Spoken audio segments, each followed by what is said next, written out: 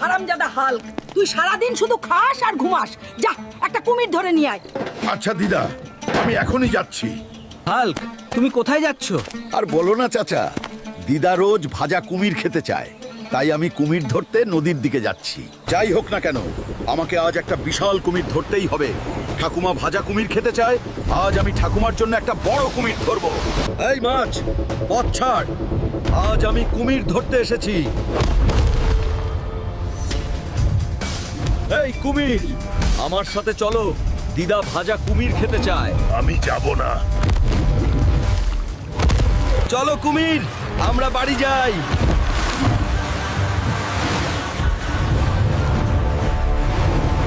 আরে পাগল হাল্ক, এটা আমাকে খুব খুশি করেছে। ঠিক আছে দিদিমা, আসুন আমরা এটি ভাজি।